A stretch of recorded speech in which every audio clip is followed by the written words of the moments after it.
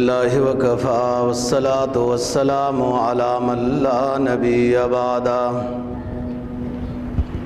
وعلی آلہ واصحابہ الذین اوفوا عہدہ الذین هم خلاصۃ العرب العرباء وخیر الخلائق بعد الانبیاء اما بعد فاعوذ باللہ من الشیطان الرجیم بسم اللہ الرحمن الرحیم اليوم اکملت لکم دینکم واتممت علیکم نعمتی ورضیت لکم الاسلام دینا قال النبی صلی اللہ علیہ وسلم نظر اللہ امرا سمع مقالتی فوعاها وأداها إلى من لم يسمعها صدق الله العظيم وصدق رسوله النبي الأمي الكريم ونحن على ذلك لمن الشاهدين والشاكرين والحمد لله رب العالمين۔ سورہ مائدہ چھٹے پارے کی ایک آیت کریمہ اور جناب نبی پاک صلی اللہ علیہ وسلم کا ایک ارشاد تلاوت کیا ہے، جس کا مفہوم یہ ہے کہ آج کے دن اللہ تعالیٰ نے تمہارے دین کو مکمل کر دیا ہے اور نعمت کو مکمل کر دیا ہے تمہارے اوپر، اور تمہارے لیے اللہ تعالیٰ نے دین کو پسند کیا ہے۔ آخری شریعت جو نبی پاک صلی اللہ علیہ وسلم کو عطا کی گئی ہے وہ تمہاری ہدایت کے لیے اللہ نے پسند کیا ہے۔ جناب نبی پاک صلی اللہ علیہ وسلم کے فرمان کا مفہوم یہ ہے، آپ نے فرمایا کہ نظر اللہ امرأ سمع مقالتی، خوش و خرم ہو، تر و تازہ ہو وہ شخص کہ جس نے میری بات سنی، میری حدیث سنی، میرے فرمان کو سنا اور پھر اس کو یاد کیا جیسے سنا، پھر ان لوگوں تک احادیث مبارکہ کو پہنچایا جنہوں نے مجھ سے حدیث کو نہیں سنا۔ بات گزشتہ جمعوں سے خطبہ حجۃ الوداع کے متعلق ہو رہی ہے، آج بھی خطبہ حجۃ الوداع کے متعلق جو آپ کے فرمان ہے وہ نقل کریں گے۔ یہ آیت جو آپ کے سامنے تلاوت کی ہے یہ میدان عرفات میں جب آپ جبل الرحمہ کے قریب تشریف لے گئے تھے اور وہاں پر آپ نے ایک لمبی اور اجتماعی دعا کرائی تھی، اس موقع پر آپ اونٹنی کے اوپر سوار تھے۔ یہ آیت کریمہ نازل ہوئی ہے کہ آپ کے اوپر جو ہم دین نازل کر رہے تھے وہ آج مکمل ہو گیا ہے، دین کی تکمیل ہو گئی ہے۔ کئی صحابہ اکرام رضی اللہ تعالیٰ عنہم اس آیت کو سن کر رونے لگ گئے تھے۔ حضرت عمر فاروق رضی اللہ تعالیٰ عنہ سے کسی نے پوچھا ہے کہ آپ کیوں رو رہے ہیں، یہ تو آیت نازل ہوئی ہے، خوشخبری ہے۔ تو آپ نے فرمایا کہ خوشخبری ہے اس آیت کے مفہوم کے اعتبار سے کہ یہ آخری شریعت کو عطا کی گئی، لیکن اللہ کا قانون ہے کہ جب کوئی چیز مکمل ہو جائے تو پھر وہ مکمل کو، صاحب شرع کو اللہ تعالیٰ اٹھا لیتے ہیں۔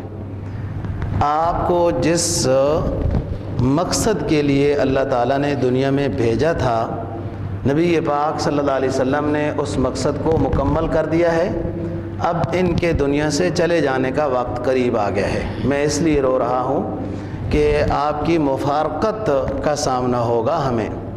یہی بات حضرت ابوبکر صدیق رضی اللہ تعالیٰ عنہ کے ساتھ متعلق ہوئی کہ وہ بھی رونے لگ گئے۔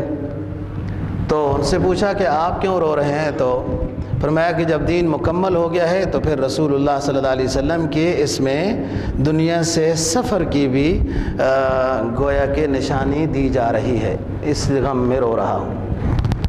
یہ خطبہ حجۃ الوداع دوستو انسانی حقوق کا منشور اعظم ہے۔ ایک ایک چیز آپ نے حقوق العباد سے متعلق، عقائد سے متعلق، عبادات سے متعلق، رہن سہن سے متعلق، حکمرانوں سے متعلق، باشندوں سے متعلق سب بیان کیا ہے۔ فرمایا اوصیکم بتقوی اللہ والسمع والطاعہ، اے انسانوں میں تمہیں حکم دیتا ہوں کہ اللہ سے ڈرو، بات شریعت کی سنو، سمجھو، پڑھو اور اس پر عمل کرو، اسی میں تمہاری نجات ہے کہ قرآن و حدیث کو سیکھو، سمجھو، پڑھو اور اس کے مطابق اپنا عقیدہ، اپنا عمل بناؤ۔ اسی میں فرمایا کہ تمہاری عزت و احترام ہر شخص کے اوپر اس طرح واجب ہے جیسے اس شہر کا احترام تم سب پر واجب ہے، اس گھر بیت اللہ شریف کا احترام جس طرح تم سب پر واجب ہے، جیسے اشہر حرم کا احترام تم سب پر واجب ہے، ذی-قعدہ، ذی الحجہ، محرم اور ایک بعد میں علیحدہ مہینہ ہے جس کو رجب المرجب کہتے ہیں، ان کا احترام جس طرح تمہارے اوپر واجب ہے ایسے ہی مسلمانوں ایک دوسرے کا تمہارے اوپر احترام واجب ہے۔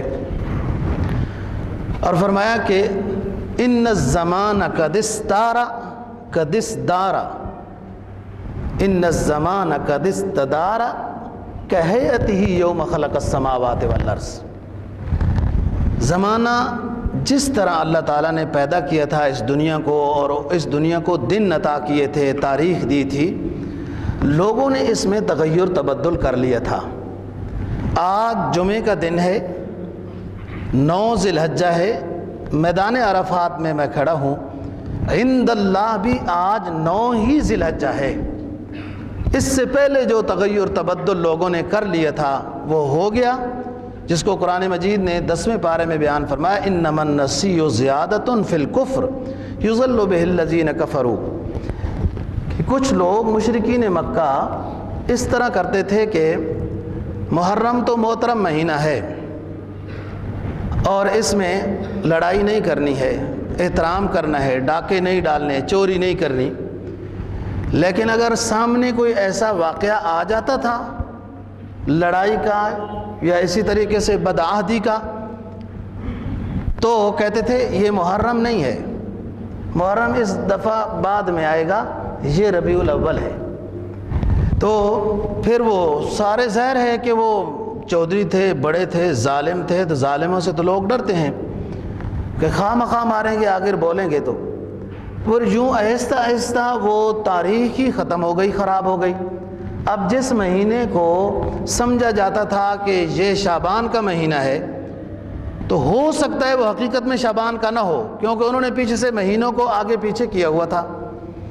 تو فرمایا کہ اب وہ مہینے اپنی جگہ پر آ گئے ہیں، وہ تاریخ اپنی جگہ پر آ گئی ہے، لہذا تمہارے اوپر واجب ہے اشہر حرم کا احترام کرنا، الا یہ کہ تمہارے اوپر ان مہینوں میں لڑائی ہو جائے، کوئی دشمن حملہ کر دے تو پھر جواب دینا مجبوری ہے، دفاع کرنا لازمی ہے، لیکن ابتدا بالقتال ان مہینوں کے اندر کرنا جائز نہیں ہے۔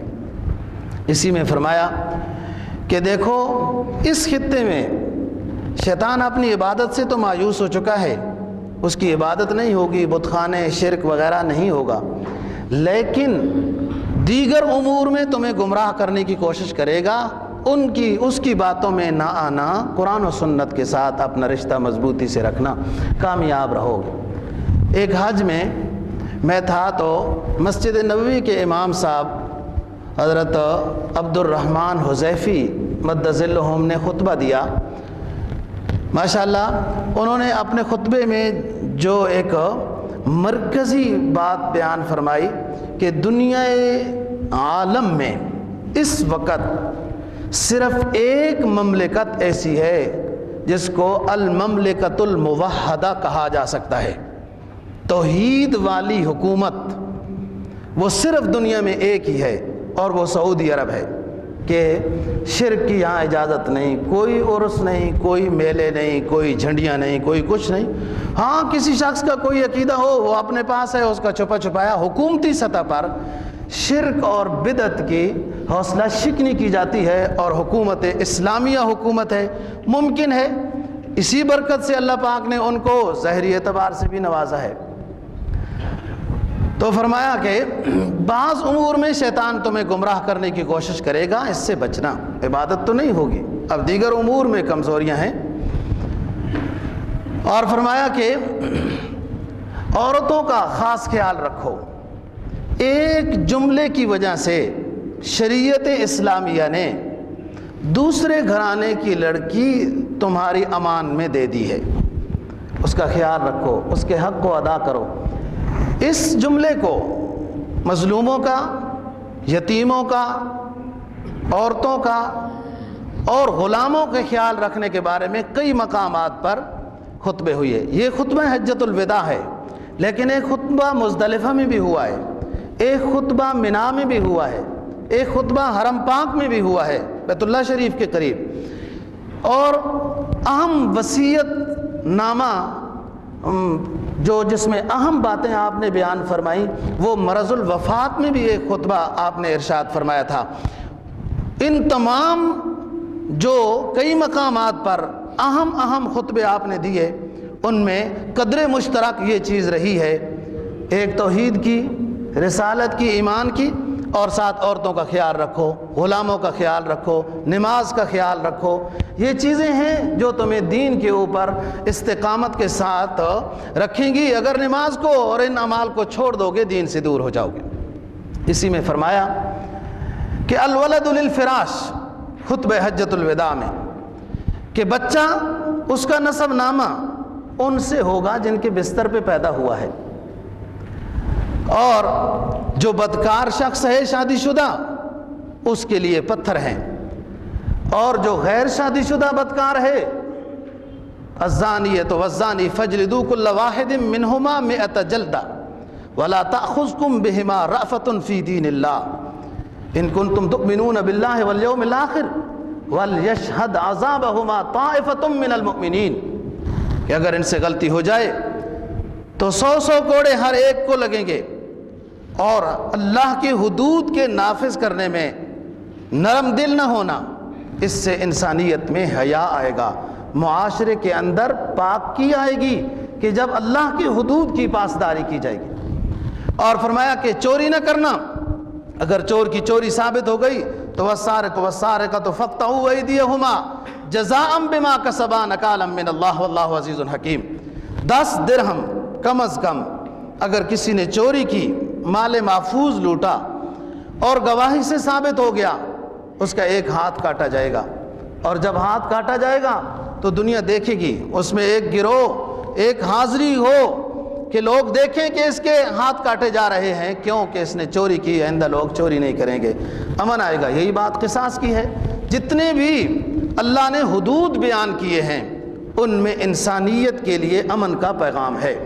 ظاہری طور پر تو سخت نظر آ رہا ہے، لیکن سد باب تمام جرائم کا ہو جاتا ہے، دروازے بند ہو جاتے ہیں تمام شرارتی لوگوں کے کہ اس طرح کے وہ جرائم نہیں کر پاتے. اسی میں فرمایا کہ تہمت کسی کے اوپر نہ لگاؤ. والذین یرمون المحصنات ثم لم یأتوا بأربعۃ شہداء فإذ لم یأتوا فاجلدوہم 80 جلدۃ ولا تقبلوا لهم شہادۃ ابدا اولئک هم الفاسقون. کسی کے اوپر تہمت نہ لگاؤ، اور اگر 4 گواہوں کے ساتھ وہ بات ثابت نہ کر سکے تو بھی تہمت میں آ گئے. اب تہمت لگانے والوں کو 80 کوڑے لگائے جائیں گے، اور یہ فاسق لوگ ہیں. آئندہ کبھی بھی تہمت لگانے والوں کی گواہی قبول نہیں ہوگی. دیکھو کتنا بڑا جرم ہے، اور بھی بڑے جرم ہیں، لیکن ان جرموں پر اگر سزا ہو گئی اور اس نے توبہ کر لی تو کسی معاملے میں گواہ بن سکتا ہے۔ لیکن اگر کسی انسان کے اوپر تہمت لگائی، توبہ بھی ہو گئی، کوڑے بھی لگ گئے، لیکن گواہی اس کی قبول نہیں ہے۔ تمام ائمہ کے نزدیک کسی معاملے میں تہمت لگانے والے شخص کی گواہی قبول نہیں ہے۔ صرف امام اعظم ابو حنیفہ رحمہ اللہ تعالیٰ کے نزدیک ایک معاملے میں گواہی قبول ہے، اور وہ فرماتے ہیں کہ اس میں گواہی ادا نہیں کرنی، گواہی اٹھانی ہے۔ تو اس لیے جائز ہے نکاح میں کہ مجمع بیٹھا ہوا ہے، اس میں گواہ وہ بن گئے جو تہمت لگاتے رہتے ہیں، تو نکاح میں تہمت لگانے والے لوگوں کی گواہی قبول ہے، باقی کسی معاملے میں تہمت لگانے والے شخص کی گواہی قبول نہیں ہے۔ اور دیگر ائمہ کے نزدیک نکاح میں بھی گواہی قبول نہیں ہے۔ وَلَا تَقْبَلُوا لَهُمْ شَهَادَةً أَبَدًا، کبھی بھی ان تہمت لگانے والوں کی گواہی قبول نہیں ہوگی۔ اب یہ آخرت کا معاملہ ہے کہ انہوں نے صدق کے دل سے توبہ کر لی، اللہ معاف کر دے گا۔ دنیا میں اصول اور ضابطہ یہ ہے، کیوں؟ انسانیت کا احترام اتنا مقدس ہے کہ اگر کسی انسان کی بے حرمتی کی گئی بلا وجہ، بغیر دلیل کے، بغیر گواہوں کے، تو اتنا بڑا جرم ہے کہ اللہ تعالیٰ نے ہمیشہ کے لیے اس کی گواہی رد کر دی ہے کہ آئندہ کوئی شخص اس طرح کی حرکت نہ کرے جس میں انسانیت کی توہین اور تحقیر لازم آتی ہو۔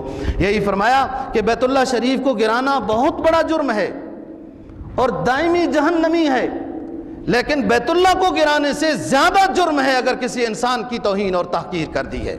بس من سکت نجا، اس میں کامل نجات کا راستہ وہ ہے جو جناب نبی پاک صلی اللہ علیہ وسلم نے فرمایا، من سکت نجا، جو شخص خاموش ہو گیا وہ کامیاب ہو گیا۔ ایسا جب چرچہ ہو رہا ہو نا، ایسی باتیں ہو رہی ہو، اس میں شریک نہیں ہونا چاہیے۔ جب تحقیق نہیں تو خواہ غیبت کے زمرے میں آ گئے، تہمت میں آ گئے، اور اتنا بڑا گناہ ہے۔ فرمایا کہ غیبت نہ کرو، یہ اپنے بھائی کے گوشت کھانے کے حکم میں ہے۔ 26ویں پارے سورہ حجرات میں، وَلَا يَغْتَبْ بَعْضُكُمْ بَعْضًا أَيُحِبُّ أَحَدُكُمْ أَن يَأْكُلَ لَحْمَ أَخِيهِ مَيْتًا فَكَرِهْتُمُوهُ وَاتَّقُوا اللَّهَ، کیا تم پسند کرتے ہو اپنے مردہ بھائی، جو تمہارا بھائی فوت ہو جائے، اس کا گوشت کاٹ کر کھانا پسند کرتے ہو؟ ظاہر ہے نہیں پسند کرتے ہو، تو پھر کسی اپنے بھائی کی پشت پیچھے غیبت بدنامی نہ کرو۔ بے شک اس میں وہ عیب ہے، تب بھی بلا وجہ اپنی مجلس کو گرم کرنے کے لیے دوسروں کے عیوب بیان کرنا یہ غیبت میں ہے۔ اور اگر ان کے اندر عیوب نہیں ہیں اور بغیر تحقیق کے ہم باتیں کر رہے ہیں تو یہ تہمت کے حکم میں دونوں گناہ کبیرہ ہیں۔ فرمایا کسی کے منہ کے اوپر تماچا نہ مارو، اگر ضرب لگانی بھی ہو تو منہ کے اوپر مارنے کی اجازت نہیں ہے۔ ایک حدیث میں جناب نبی پاک صلی اللہ علیہ وسلم کا فرمان ہے کہ منہ کے اوپر مارنے کی اجازت نہیں، اس لیے کہ اللہ تعالیٰ فرماتے ہیں کہ انسان کے منہ کو میں نے اپنے ہاتھوں سے بنایا ہے، انسان کے چہرے کو میں نے اپنے ہاتھوں سے بنایا، اور کتنا پیارا بنایا ہے۔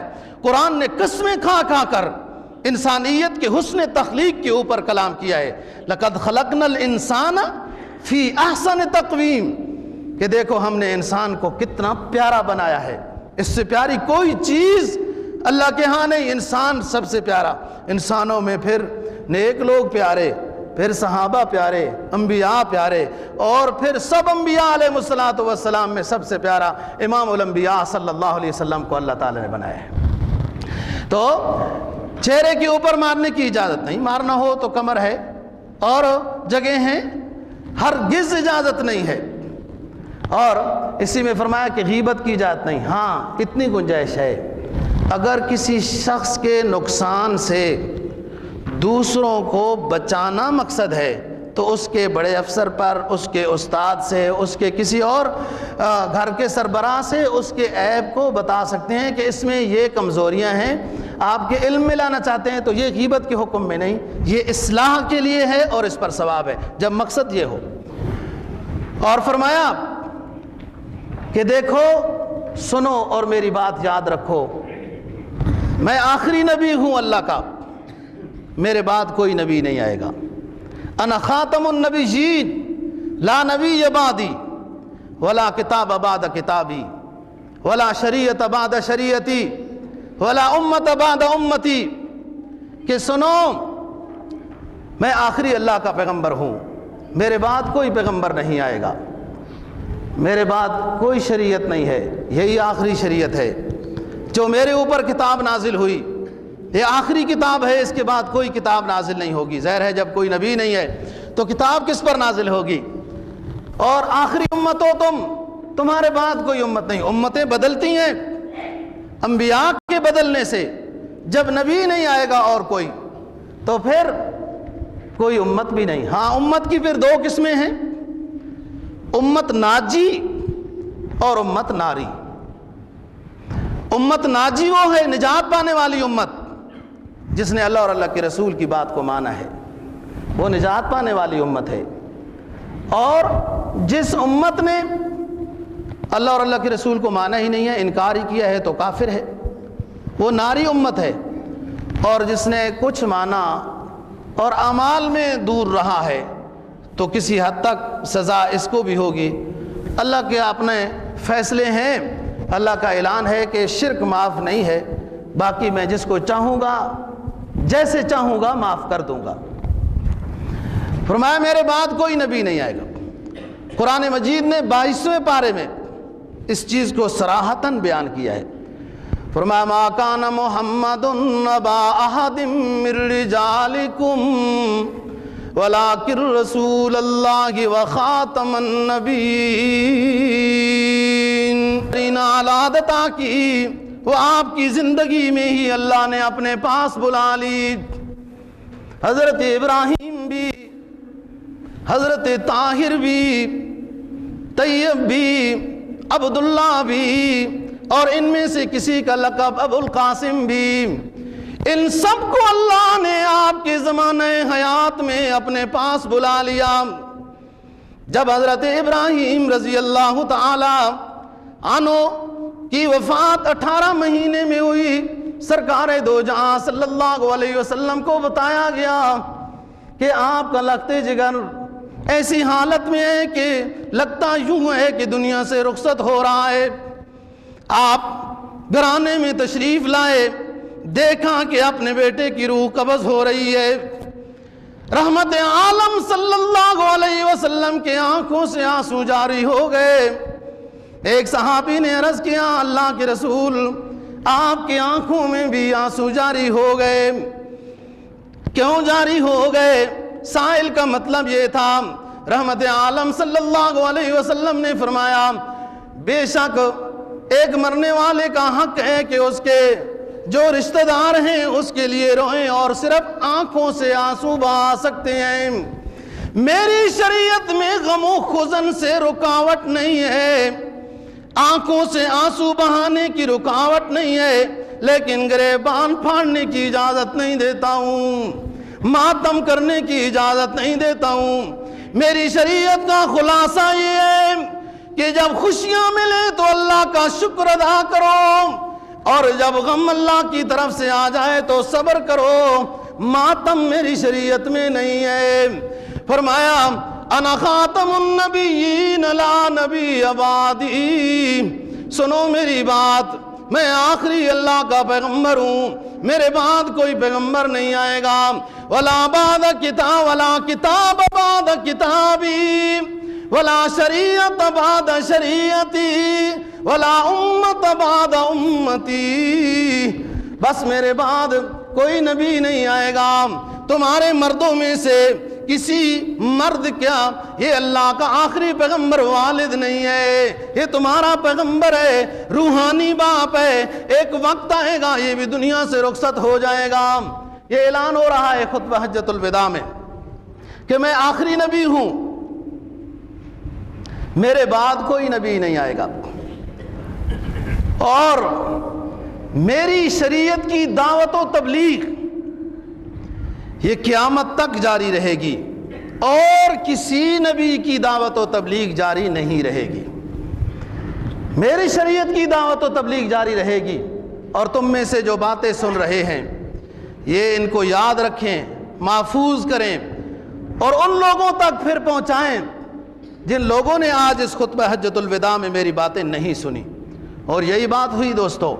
صحابہ کرام رضی اللہ تعالیٰ عنہم دنیا میں گھومے, کہاں کہاں تک آئے. دیکھو آپ کے سندھ میں, کابل میں, تونس میں, مراکش, تمام دنیا میں صحابہ کرام رضی اللہ تعالیٰ عنہم نبی پاک صلی اللہ علیہ وسلم کے پیغام کو لے کر پھیلے ہیں. اور یہی ہو رہا ہے آج بھی تبلیغ. فرمایا کنتم خیر امت اخرجت للناس تأمرون بالمعروف وتنہون عن المنکر. تمہیں اللہ نے تمام امتوں میں سے بہترین امت بنا کر بھیجا ہے. جتنی امتیں اللہ نے بھیجی آدم سے لے کر مجھ تک, تمام امتوں میں اے صحابہ کی جماعت, تمہیں اللہ نے سب سے اونچی امت بنا کر بھیجا ہے. کیوں اونچی امت؟ مال و دولت زیادہ ہے, حسن زیادہ ہے, یا عرب ہو اس لیے, یا کوئی اور وجہ فضیلت ہے؟ قرآن نے دوستو وجہ فضیلت بیان کی. کنتم خیر امت اخرجت للناس تأمرون بالمعروف وتنہون عن المنکر. میرے آخری اونچے پیغمبر کی تم اونچی امت ہو اگر نبی کا پیغام لے کر دنیا میں پھیل جاؤ. جو اچھے کام کر رہے ہیں انہیں خوشخبریاں سناؤ, جو برے کام کر رہے ہیں انہیں برائیوں سے روکو, اچھائیوں کا اعلان کرو, حکم دو, برائیوں سے لوگوں کو روکو. تم اس لیے امت خیر امم ہو, تمام امتوں میں تم بہترین امت ہو. اور سنو, سب انبیاء اپنی اپنی امت کی کثرت پر فخر کریں گے میدان حشر میں. میں بھی اپنی امت کی کثرت پر فخر کروں گا میدان حشر میں. لیکن یاد رکھنا میں حوض کوثر میں تم سے پہلے پہنچ جاؤں گا. یاد رکھنا میں تم سے پہلے حوض کوثر میں پہنچ جاؤں گا. لیکن حوض کوثر پہ جب تم قریب آؤ تو کہیں اپنی بدعمالیوں کی وجہ سے مجھے پریشان نہ کر دو.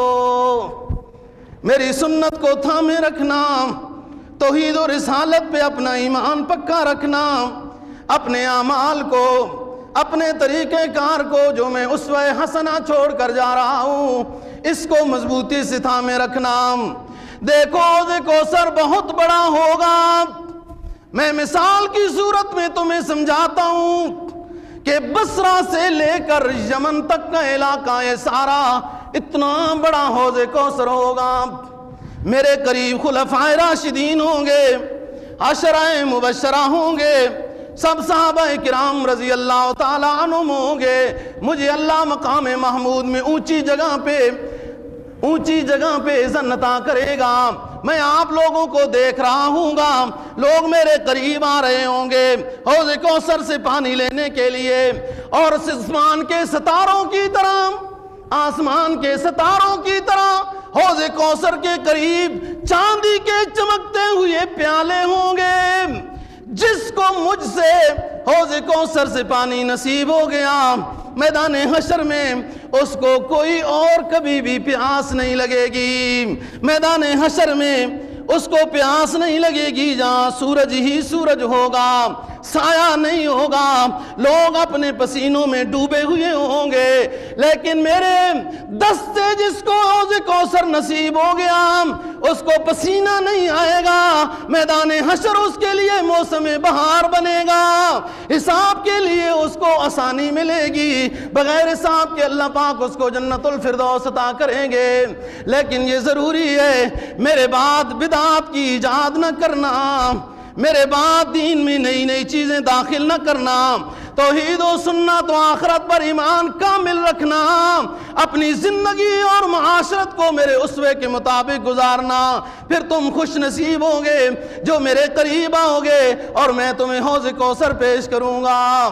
یہ میدان حشر میں رسول پاک صلی اللہ علیہ وسلم کو تمام انبیاء علیہ السلام کے مقابلے میں یہ اعزاز سرکار دو جہاں صلی اللہ علیہ وسلم کو نصیب ہوگا, اور شفاعت کا اذن بھی نصیب ہوگا سب سے پہلے رسول اللہ صلی اللہ علیہ وسلم کا. اور فرمایا خطبہ حجۃ الوداع میں سنو دوستو، نماز کا خیال رکھنا، پابندی سے نماز ادا کرنا۔ ایک حدیث میں جناب نبی پاک صلی اللہ علیہ وسلم کا فرمان ہے، ما بین الکفر والاسلام الصلاۃ، کفر اور اسلام کے درمیان فرق کر دینے والی چیز وہ نماز ہے۔ دیکھو نا، ساروں کے چہرے اسی طرح ہیں، جو کافر ہیں، جو مسلمان ہیں۔ لباس بھی اب تو تقریباً اسی طرح ہیں۔ پہلے زمانے میں لباس سے کوئی پہچان ہو جاتی تھی کہ یہ مسلمان جا رہے۔ اگر کوئی غیر مسلم مسلمانوں کی وضع قطع کے مطابق لباس پہنتا تھا مدینہ طیبہ میں، تو حضرت عمر فاروق رضی اللہ تعالیٰ عنہ سزا دیتے تھے اور منع فرماتے تھے کہ مسلمانوں کی طرح لباس مت پہنو، جو تمہارا اپنا لباس ہے اس میں رہو، تاکہ چلتا ہوا جب بندہ آ رہا ہو تو پہچان ہو سکے کہ اس کو سلام دینا ہے۔ مسلمانوں کا لباس عزت کی خاطر غیر مسلم پہنتے تھے۔ اب مزید تشریح کی ضرورت ہے۔ آج مسلم اپنی عزت بنانے کی خاطر اپنے نبی کے لباس کو چھوڑا ہے، غیر مسلم کے لباس کو اختیار کر رہا ہے عزت بنانے کی خاطر۔ مجبوراً، اور بات دوستو، مجبوراً تو مجبوری کی حد تک جواز ہوتا ہے۔ چھٹی کے دن بھی 4 روپے والی پتلون اتوار بازار والی لوگ اتوار کے دن بھی پہن کر پھرتے رہتے ہیں۔ اس دن کون سی مجبوری ہے تمہیں کہ وہ مستعمل غیر مسلم کی مستعمل پتلون، کیا خبر اس نے کیا کیا اس میں کام کیے ہوں گے۔ سب سے بڑا کام تو اس کا کفر کا ہے۔ اتنے غریب ہو گئے ہو، تمہارے پاس اتنا رزق حلال نہیں ہے کہ اپنے رزق حلال سے اپنے لیے لباس پہنو۔ اسلام کے لباس میں اللہ نے شان و شوکت دی ہے، اس میں وقار ہے، اس میں عزت ہے، شان و شوکت ہے۔ اور سب سے بڑی بات یہ ہے دوستو، نبی پاک صلی اللہ علیہ وسلم کی سنت کے مطابق جب ہوگا تو اس میں ثواب ہی ثواب ہے، خواہ کوئی عزت کرے یا نہ کرے۔ عزت عند اللہ عند الرسول وللہ العزت ولرسولہ وللمؤمنین، سب سے بڑے عزت والے اللہ والے ہیں، اللہ ہیں۔ پھر اس کے بعد عزت اللہ پاک نے انبیاء علیہ السلام کو عطا کی ہے، اور پھر اس کے بعد عزت جو انبیاء علیہ السلام کے نقش قدم پہ چلنے والے ہیں ان کو اللہ نے عزت عطا کی۔ عزت ہو اللہ کے ہاں، اللہ کے حبیب کے ہاں، اللہ کے نیک بندوں کے ہاں، فرشتوں کے ہاں عزت، اغیار کے ہاں عزت، تو کیا عزت ہوتی ہے؟ وہ خود عزت میں نہیں، ہمیں کیا وہ عزت عطا کریں گے؟ تو بات یہ دوستو، نبی پاک صلی اللہ علیہ وسلم فرما رہے ہیں خطبہ حجۃ الوداع میں، نماز کا خیال رکھو، نماز پابندی سے ادا کرو۔ دوستو نماز بڑی قیمتی چیز ہے، بڑی اونچی چیز ہے، ظاہری اعتبار سے بھی بہت فوائد رکھتی ہے، روحانی اعتبار سے بھی بہت فوائد ہیں۔ جو نماز 5 وقت با جماعت ادا کرنے کی جو شخص کوشش کرتا ہے، ان الصلاۃ تنہا عن الفحشاء والمنکر، یہ نماز پھر بے حیائی سے، برائی سے روکنے کا سبب بنتی جاتی ہے۔ جس کی نماز جتنی صحیح ہوتی گئی خشوع و خضوع کے ساتھ، اتنے اس سے گناہ چھوٹتے جائیں گے، اور جب تک نہیں چھوٹ رہے تو جب تک نماز میں خشوع و خضوع نہیں ہے۔ علماء نے لکھا ہے نماز میں خشوع و خضوع نماز با جماعت سے نصیب ہوتا ہے، وقت کے ساتھ ادا کرنے سے نصیب ہوتا ہے، اور ظاہری تمام آداب اور سنن کا لحاظ رکھ کر جو شخص نماز ادا کرتا ہے اس کو پھر روحانی خشوع و خضوع بھی عطا ہوتا ہے۔ جس کا ظاہری اعتبار سے سنت کے مطابق اس کا لباس وضع قطع نہیں ہے، اس حد تک نمازی ہیں، آپ دیکھو کہ وہ ایک پتلون پتہ نہیں ان کو کس اینٹی نے جرمن سے بھیجی ہے، وہ شرٹ پہن کر آ جاتے ہیں جس کے آگے بھی تصویر ہوتی ہے پیچھے بھی تصویر ہوتی ہے، اپنی نماز بھی خراب دوسروں کی بھی خراب۔ یعنی مسلمان نے اپنے اسلام کے ساتھ کتنا اجنبی والا رشتہ قائم کر رکھا ہے کہ ضروریات دین بھی نہیں سیکھی۔ اور پھر اتنی مہنگائی کا دور آ گیا کہ میرے یہ بلو ایریا والے ساتھی یہ بیچارے ٹوپی بھی نہیں خرید سکتے، اللہ ماشاءاللہ، اتنی مہنگائی ہو گئی۔ دوستو ظاہری سنت کو اپناؤ تو اندر بھی سنت آئے گی، ظاہری آداب کا خیال رکھو تو اللہ پاک نماز میں خشوع و خضوع عطا کریں گے، اور جب نماز میں خشوع و خضوع ہوگی تو پھر دیگر گناہ سب چھوٹتے جائیں گے۔ جب نماز صحیح نہیں ہوئی تو پھر اور گناہ کیسے چھوٹیں گے؟ فرمایا کہ روزے رکھو جب فرض ہو جائیں، زکوٰۃ ادا کرو خوشی کے ساتھ جب تمہارے اوپر فرض ہو جائے، اور حج ادا کرو جب تمہارے اوپر فرض ہو جائے، اور یاد رکھو مجھ سے سیکھو مناسک حج، اس میرے حج میں مجھ سے مناسک حج سیکھو، پھر بعد میں جو لوگ حج کریں گے ان کو مناسک حج سکھاؤ۔ مناسک حج مشکل ہیں، ضرور بضرور انسان سے غلطی ہو جاتی ہے، نہ کرتے ہوئے بھی غلطی ہو جاتی ہے کہ اس میں ایسی پیچیدگیاں ہیں۔ خذوا عنی مناسککم، مجھ سے مناسک حج سیکھو، اور پھر اس ترتیب کے مطابق بعد میں لوگوں کو بتاؤ۔ اپنے امیر جو نیک ہیں ان کی اطاعت کرو، بس یہ کام تم کرتے رہو، اور صدقہ ادا کرو۔ جب صدقہ ادا کرنے کا حکم فرمایا تو فرمایا صدقہ ادا کرو، یہ مصیبت کو دور کرنے کا سبب بنتا ہے۔ صدقہ زنگ دور کرتا ہے، مصائب پریشانیوں کو دور کرتا ہے، صدقہ اللہ کے غصے کو ٹھنڈا کرتا ہے۔ صدقہ کرو۔ 2-3 دفعہ فرمانے کے بعد فرمایا کہ میرے سامنے ابھی سارے صدقہ کرو، تاکہ میں تمہارے صدقے کے اوپر میدان حشر میں اللہ کے سامنے گواہ بن جاؤں گا۔ پھر سب صحابہ نے وہاں صدقہ شروع کیا، اور جب صدقہ ہوا تو فرمایا کہ یہ کام جب تم نے کر لیے، نماز کے پابند، روزے کے پابند، زکوٰۃ خوشی کے ساتھ ادا کرنی ہے، اللہ کا دیا ہوا مال ہے اور خوشی کے ساتھ ادا کرنی ہے، حج کرو گے اور یوں مناسک مجھ سے سیکھو گے، بس میں ضمانت کے ساتھ کہتا ہوں ادخلوا الجنت بسلام، تم سب جنت میں داخل ہو جاؤ گے سلامتی کے ساتھ، کہ جب ان چیزوں پر پابندی سے عمل کرو گے۔ فرمایا اسی خطبہ حجۃ الوداع میں رسول اللہ صلی اللہ علیہ وسلم نے کہ میرے اہل بیت کا خیال رکھنا، یاد رکھو جو میرے اہل خانہ ہیں، میرے اہل بیت ہیں، وہ کبھی بھی زندگی میں قرآن اور حدیث سے جدا نہیں ہوں گے۔ اہل بیت وہ ہوں گے جو دنیا میں جہاں ہوں گے تمہارے لیے پہچاننے کا ایک فارمولہ دے رہا ہوں کہ میرے اہل بیت جو سید ہیں وہ کبھی قرآن و حدیث سے جدا نہیں ہوں گے، قرآن و حدیث کے ساتھ ان کا رشتہ پکا ہوگا، اور ان کا خیال رکھنا میرے اہل بیت کا، ان کا احترام کرنا۔ اور اونٹنی کے اوپر آپ سوار ہیں، پھر اونٹنی کا بال ہاتھ میں یوں لیا، فرمایا دیکھو اس بال کے برابر وزن ہو یا ناپ ہو، میرے اور میرے خاندان کے لیے زکوٰۃ حرام ہے لینا۔ جہاں کہیں سید ہو اس کا ویسے خیال رکھو، اس بال کے برابر خواہ ناپ ہو، جیسے کہ کپڑے کی صورت ہو سکتی ہے نا، کپڑے کسی کو زکوٰۃ میں دو، اس بال کے برابر وزن کہ پیسے کی صورت میں زکوٰۃ میرے لیے اور میرے اہل بیت کے لیے، میرے خاندان کے لیے یہ جائز نہیں ہے۔ تم ویسے خیال رکھو جہاں کہیں دوستو سید ہو اور آپ کا دل مطمئن ہو۔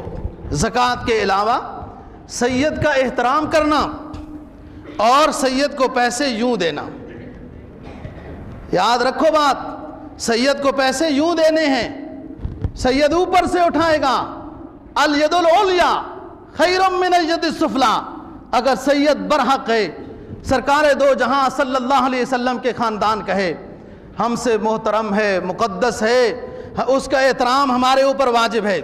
کئی لوگ مسجد میں بھی جب دفتر میں پیسے جمع کرنے آتے ہیں تو یوں دیتے ہیں۔ ایک ساتھی کو میں نے کہا کہ اتنے تکلف کے ساتھ آپ کیوں یوں پیسے مدرسے میں دے رہے ہیں، مسجد میں؟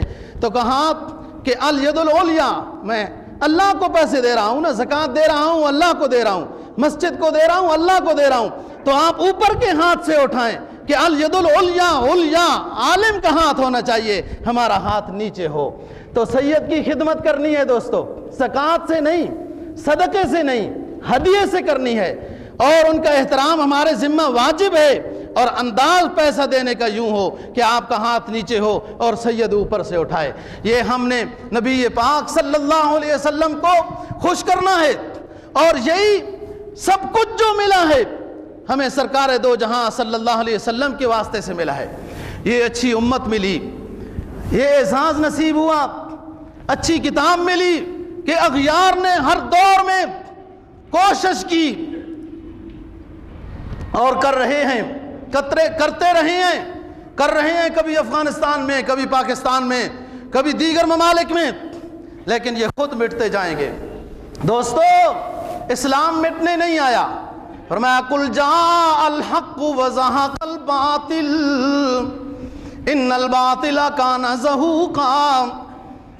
اب حج ہو گیا ہے، اب طواف زیارت کے لیے سرکار دو جہاں صلی اللہ علیہ وسلم مسجد حرام میں تشریف لے آئے۔ طواف زیارت ہو گیا، صفا مروہ کی صحیح ہو گئی، حلق ہو گئے، اور حلق کرانے کے بعد سرکار دو جہاں صلی اللہ علیہ وسلم نے صحابی کا نام لیا کہ وہ آ جائے، پھر ایک اور صحابی کا نام لیا کہ وہ آ جائے۔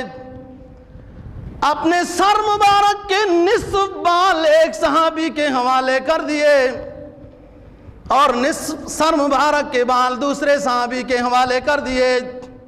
صحابہ کرام رضی اللہ تعالی عنہم سمجھ گئے کہ ہمارے حوالے جو سرکار دو جہاں صلی اللہ علیہ وسلم کے بال آئے، انہیں احتراماً سنبھالنا ہے، محفوظ رکھنا ہے۔ بعض صحابہ نے 2 بال 3 بال برکت کے لیے اپنے پاس لے لیے۔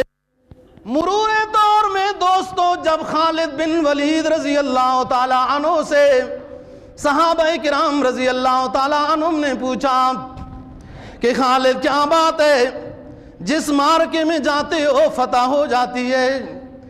دنیا یہ کہنے لگی کہ خالد جس جہاد میں شریک ہوگا اس کو فتح نصیب ہوگی۔ آپ کو اللہ کے حبیب نے بھی سیف اللہ کا لقب دیا، اللہ کی تلوار۔ خالد کیا بات ہے، کیا گر ہے آپ کے پاس کہ ہر مارکے میں اللہ آپ کو فتح نصیب کرتے ہیں؟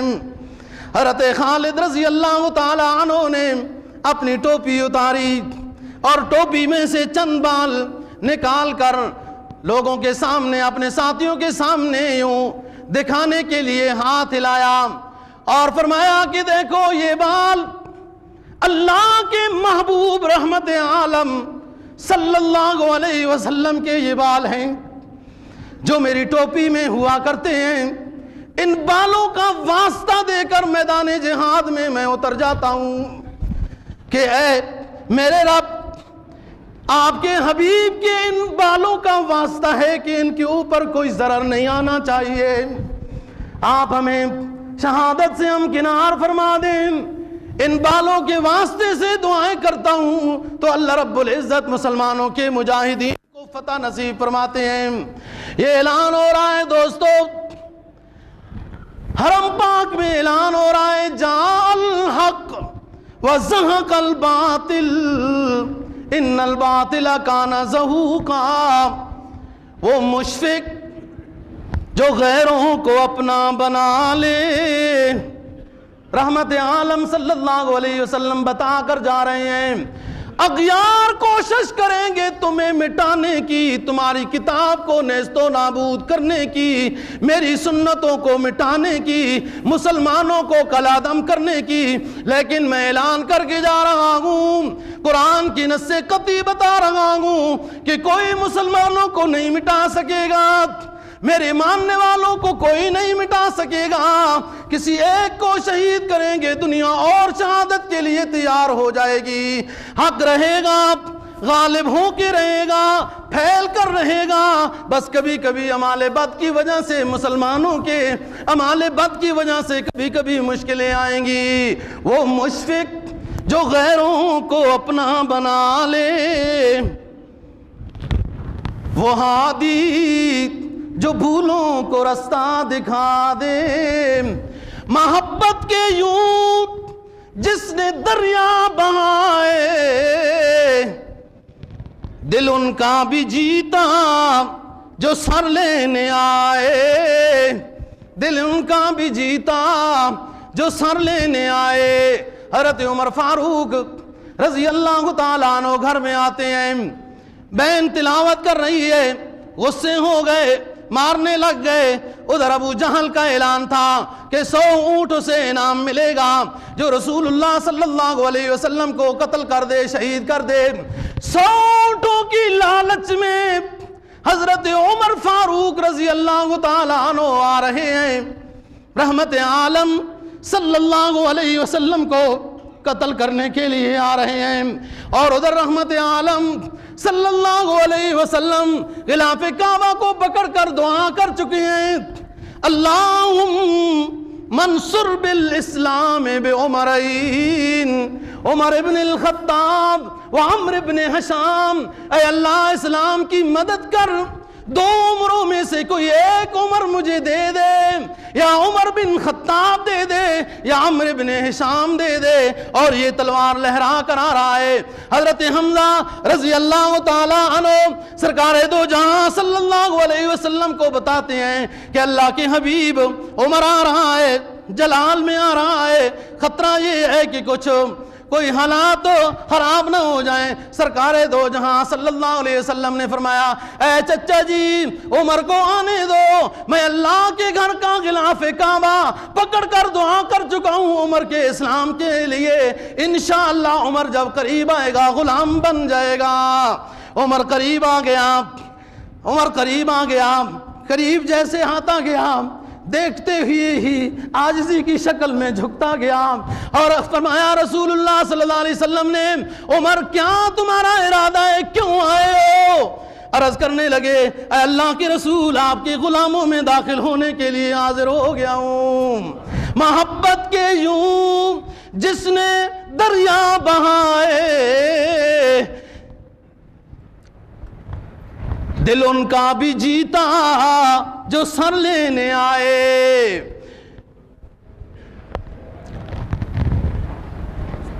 رسول اکرم صلی اللہ علیہ وسلم کے راستے میں دوستو پابندی کے ساتھ ایک بوڑھی عورت مشرکین مکہ کی کانٹے بچھاتی تھی۔ جب غیر حاضر پائی، رحمت عالم صلی اللہ علیہ وسلم نے پوچھا، کانٹے نہیں بچھائے جا رہے، معلوم نہیں کیا ہو گیا اس کو؟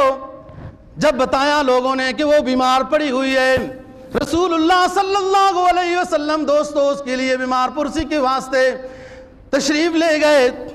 وہ ششدر رہ گئی، معذرت کرنے لگی، اور رسول اللہ صلی اللہ علیہ وسلم کے سامنے اپنے عاجزی اور انکساری کی شکل میں یہ درخواست کرنے لگی کہ میں اپنی ماضی کی معافی چاہتی ہوں اور مستقبل کے لحاظ سے آپ کے غلاموں میں شامل ہونا چاہتی ہوں۔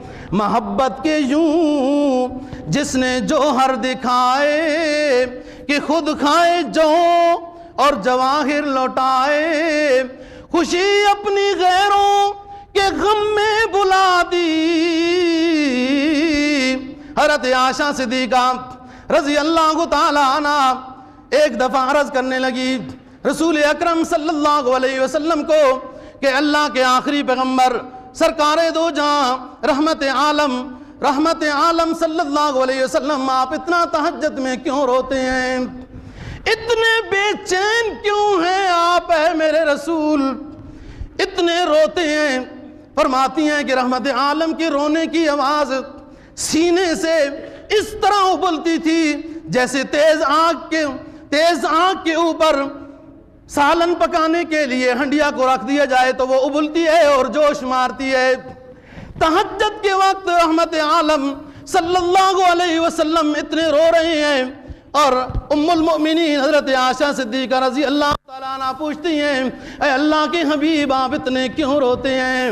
آپ امام الانبیاء ہیں، آپ خاتم النبیین ہیں، آپ دونوں جہانوں کے سردار ہیں، جنت کی کنجی آپ کے پاس ہے، اللہ نے آپ کو اپنا حبیب بنایا، آخرت میں مقام محمود عطا کرے گا، شفاعت کا اذن اللہ آپ کو عطا کرے گا، دنیا میں اللہ نے آپ کو خوب نوازا، آخرت میں بھی وَلَسَوْفَ يُؤْتِيكَ رَبُّكَ فَتَرْضَىٰ، آخرت میں بھی اللہ آپ کو اتنا دے گا اپنے امتیوں کی سفارش کے لیے، اتنا دے گا کہ آپ اپنے رب سے خوش ہو جائیں گے۔ آپ اتنے روتے کیوں ہیں؟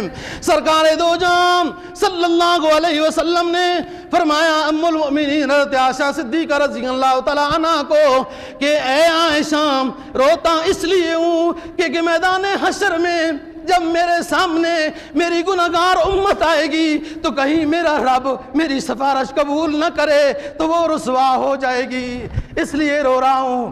خوشی اپنی غیروں کے حق میں گما دی، بھلا دی، دیا درد جس نے اسے بھی دعا دی۔ اللہ تعالی ہمیں دین کی سمجھ نبی پاک صلی اللہ علیہ وسلم کی زندگی کے نقش مطابق